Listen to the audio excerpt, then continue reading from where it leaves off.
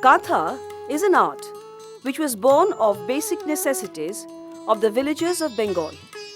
Gradually, visions and imaginations of individuals found expression in their creations. An old Katha is a vibrant reflection of the flavor of the village. নকশি কাঁথাটি বিছাইয়া সাজু সারা রাত আঁকে ছবি ও যেন তাহার গোপন ব্যথার বিরহিয়া এক কবি অনেক সুখের দুঃখের স্মৃতি ওরই বুকে আছে লেখা তার জীবনের ইতিহাসখানি কহিছে রেখায় রেখা These lines by the poet Joshimuddin express beautifully how a katha reflects the experiences and emotions of its creator. The remarkable quality of katha needlework as a purely spontaneous expression based on personal desire of the embroiderer is found to be even more extraordinary because of the fact that it appeared both as a phenomenon of a region as well as of an ethnic group. Only the women folk of rural Bengal make such exquisite embroideries. There is no doubt that these inspired creations in needle and thread reflect the abilities of a hand charged with powers beyond the realm of logic or training. There can be no other explanation for putting together such splendid objects with such spontaneity and skill, other than the purpose of achieving the quintessential joy of making it. The particular female expression, as seen on the embroidered quilts, points to the use of needle thread cloth as a media of expression for the homestead-bound women of rural Bengal. A Nokshi Katha is her canvas, her letter paper, her diary. It comprises her thoughts, feelings, imaginations, transferred into rustic patterns which form the basis of not only poetic or happy thoughts, but also her fears and anger etched upon cloth. The word Katha is widely understood all over Bengal as a multi-layered wrap or spread stitched with minute needlework to obtain a thickness which reinforces the worn-out cloth of which it is made. Three great religions of India, that is, Hinduism, which came earliest, Buddhism second, and Islam, which followed, each influenced kathas so greatly that designs and motives evolved into unique decorative art form.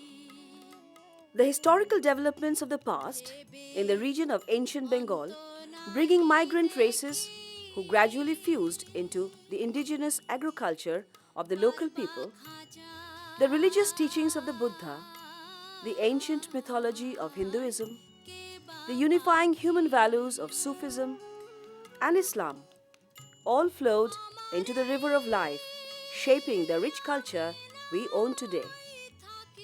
In Nokshi Katha, we can find motifs symbolizing human beings, animals, flowers, different kind of creepers, household objects, images related to harvesting, mythology, sun, moon, stars, and many other closely known images. All these subjects mingle together with the faith, desires, and emotions of their creator pouring out of a needle with ease. Old cloth are layered and stitched together.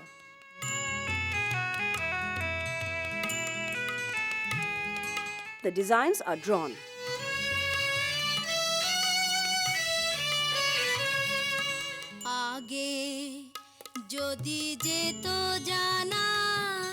Outlines are stitched first, using running stitch or back stitch.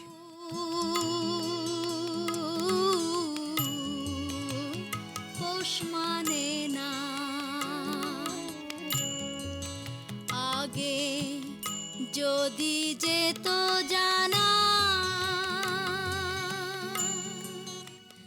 জংলা কভু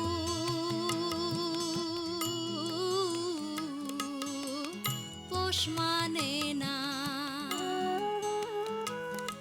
আমি তবে ওহাই প্রেম করতাম না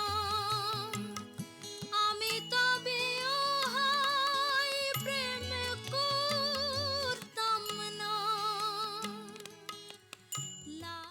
Quiltings are done using different colors and stitches. Lalon Fakir কেঁদে কয় পাখি কখন জানি উড়ে যায় পাখি কখন জানি উড়ে যায় একটা বদ হাওয়া লেগে খাঁচায় কখন জানি উড়ে যায় পাখি কখন জানি উড়ে যায় After completing the embroidery, quilting is done to fill up the empty spaces. পাখি কখন জানি উড়ে যায় পাখি কখন জানি উড়ে যায় একটা বদ হাওয়া লেগে খাঁচায় কখন জানি উড়ে যায় The stitches generally used are running stitch, double running stitch, darning stitch, bending stitch, back stitch, cross stitch, buttonhole stitch, chain stitch, satin stitch, and herringbone stitch.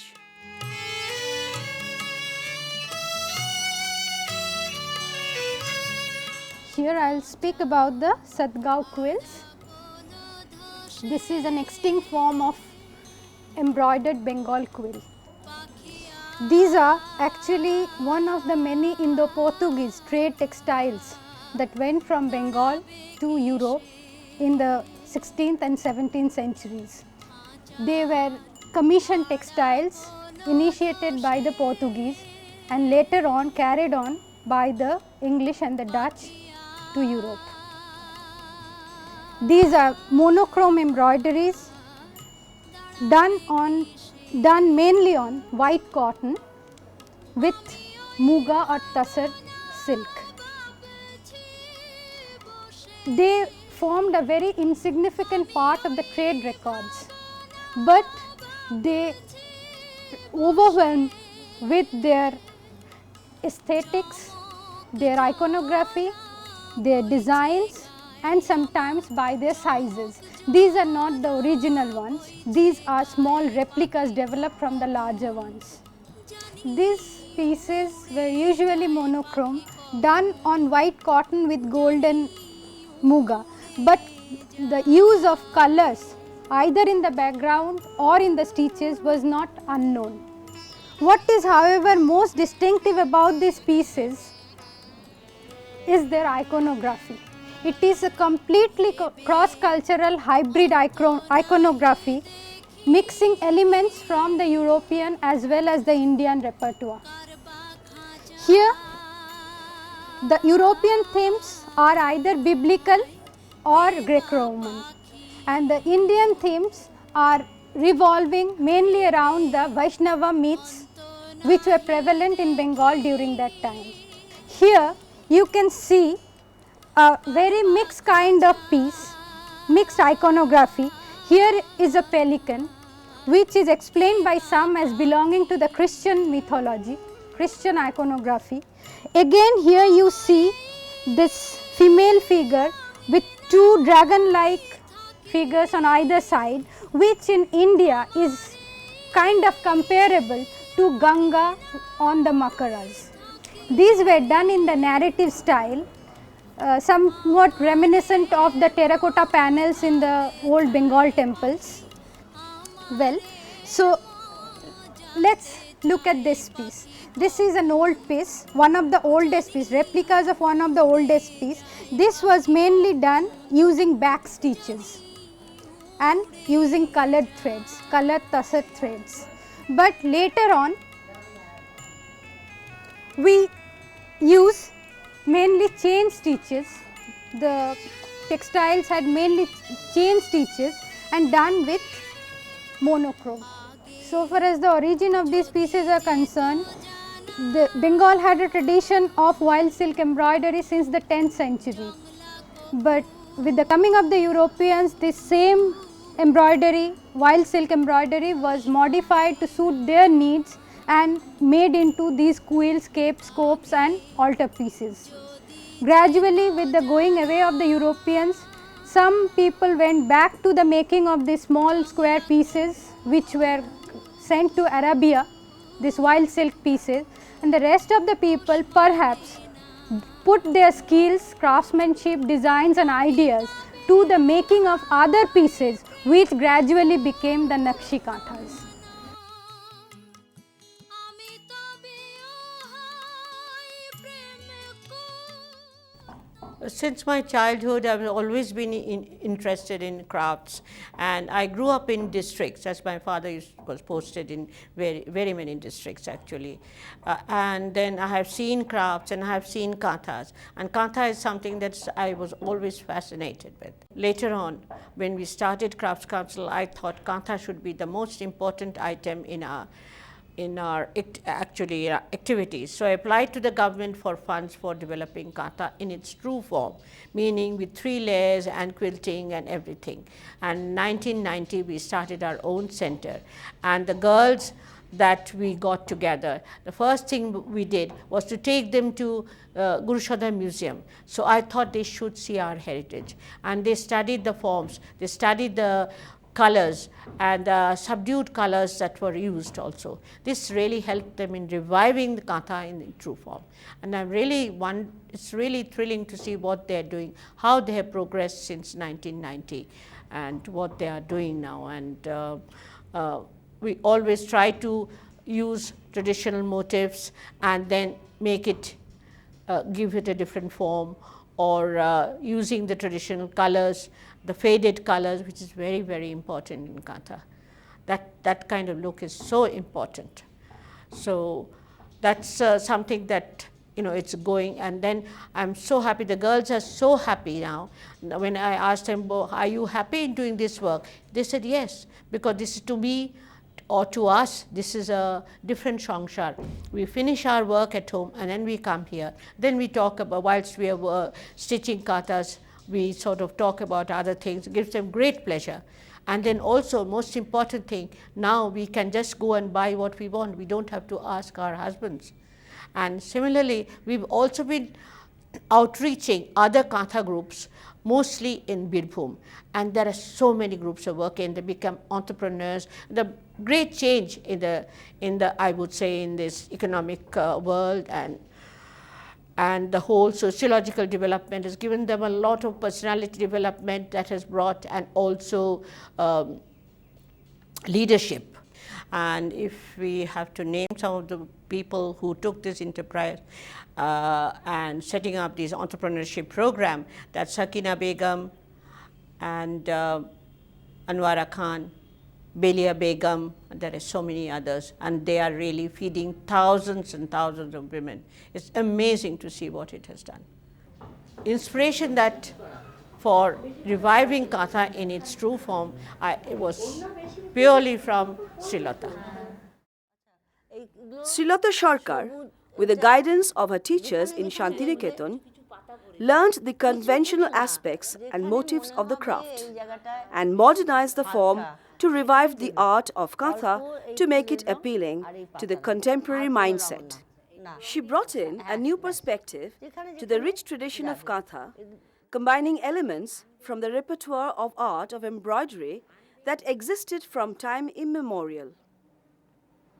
In exclusive and original designs, she blended with ease motifs of varied cultures and ethos. With her incredible efforts, she revived the traditional art form and made it available to the new consumers. Women, especially those with economic constraints, started working in large numbers under her supervision, giving the art of Katha a new dimension, so that soon it became an organization which has not only given employment to many, but has also instilled in them a sense of self-sufficiency. Kantha is a nothing but, very simple run stitch, on and off, and it's very basic stitch, and it has been used by rural Bengal for a very, it's an age-old craft, and it's been used by rural people in rural Bengal, mainly for winter wrap for the children. And it is somehow I was very much fascinated by this stitch, and as a menswear designer I used this stitch and applied this stitch in various items of mine. And I find it very versatile, very very flexible stitch. And my method is to I draw the design directly on the dress impromptu without any prelims or referring any book or design. But whatever comes to my mind, I do the design free-handedly, and then I get embroidered in according to my color combinations. And I must say that each piece of my dress with a kantha stitch proclaims a very deep care of my seamstresses. These needy women, the faceless seamstresses of mine, they have the skill and the will, but didn't have the opportunity to establish or prove their worth. And they were looking for their worth under the sun. But I should say that they are one of the reasons why I have taken on this project, and it's a pleasure to see how they do the intricate kantha work on this fabric and actualize and give the concrete shape of my design under my guidance. It's really a pleasure to see, and I think kantha stitch has the vast potential to apply on the fabric in a fashion world. And in my kurtas or in sherwanis, kantha work is very much appreciated, not only in India, throughout the world. And for these seamstresses, these poor skilled women, I really feel good for them, and you can say that this is my own small way of accepting social responsibility.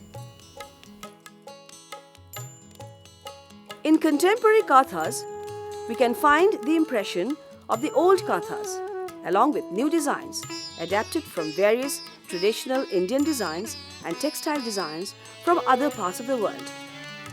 All creative media grow. It can never stagnate. Improvisations and amalgamations are a part of it. We should be mentally prepared to welcome the changes. Along with that, we should be careful that these changes do not spoil its basic authenticity and roots. The balance between tradition and modernization saves the heritage and helps art forms to survive.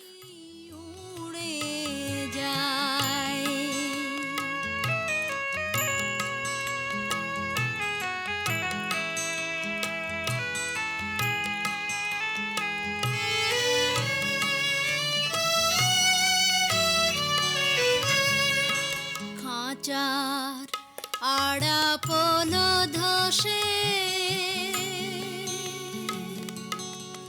পাখি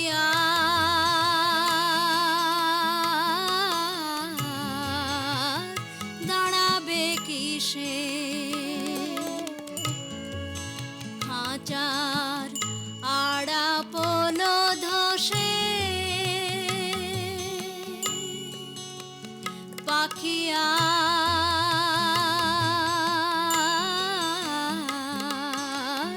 দাঁড়াবে কিসে আমি ওই ভাবনা ভাবছি বসে আমি ওই ভাবনা ভাবছি বসে চমক জরা বইছে গায়ে আমার চমক জরা বইছে গায়ে পাখি কখন জানি উড়ে পাখি কখন জানি উড়ে যায়।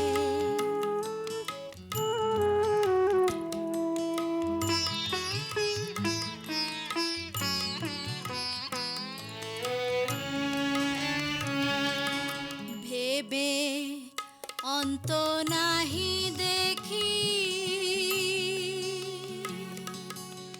কারবা খাঁচা